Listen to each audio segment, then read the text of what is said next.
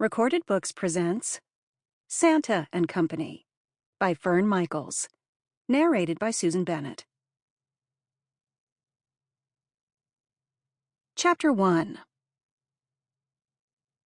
It had been 2 years since the class reunion of Ridgewood High School, when 4 friends reunited and made a pact to go on a singles cruise if they hadn't secured a date for New Year's Eve. The anxiety-producing holiday was 6 months away, so each of them thought they might be saved from the dreaded ship of lonely, desperate fools. Fortunately, the cruise wasn't the disaster they had thought it could be, and each of them began new chapters in their lives. What all 4 women had in common, besides graduating from the same high school, was their passion for their work.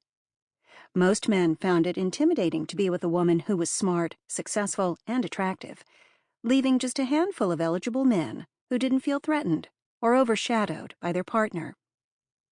The 4 friends approached the hijinks on the high seas as an entertaining escape, if nothing else. Yet each of them had experiences that changed the course of their lives. Maybe not forever, but at least up until now. The instigator of the cruise, Francesca Frankie Capella, discovered romance was right around the corner from her Manhattan apartment. Giovanni Lombardi, brother and partner at nearby Marco's restaurant, offered to look after her cat Bandit while she was on the cruise.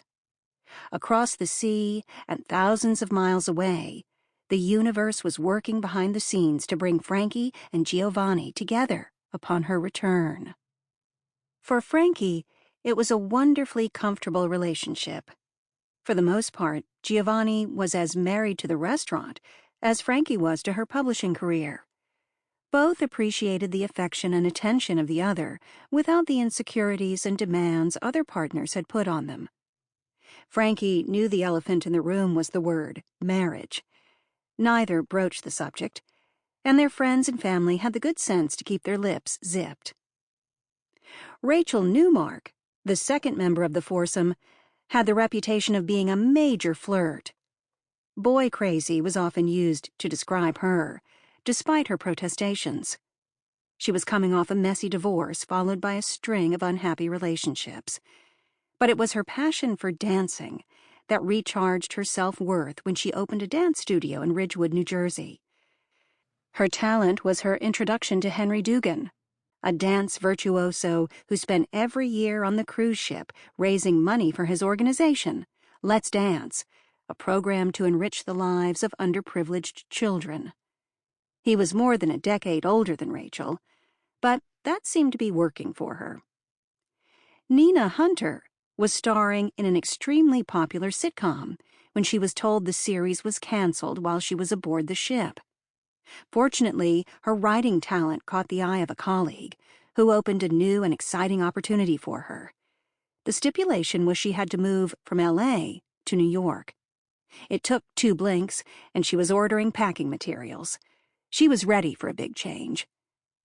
While she convinced herself she wasn't ready for romance, it, too, presented itself.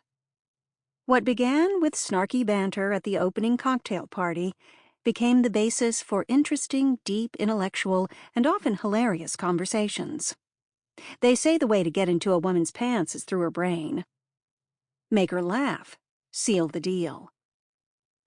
Nina and Richard shared a similar interests in the arts, theater, books, and music.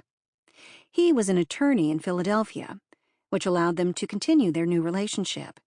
He was only an hour drive or a train ride away. Amy Blanchard was a brainiac. She worked as a bioengineer at a firm in Silicon Valley, but academia was her true love. She applied for a position at MIT as an associate professor. It would mean a major move across the continent and a decrease in her salary, but it was her dream job. Eventually, she would figure out her finances with the help of Peter Sullivan, an accountant she met on the cruise. He lived in Connecticut, a much shorter commute than Northern California. In Peter, Amy found someone who loved solving math puzzles, whether they were business-related or for sheer entertainment. It was true nerd. Sample complete. Ready to continue?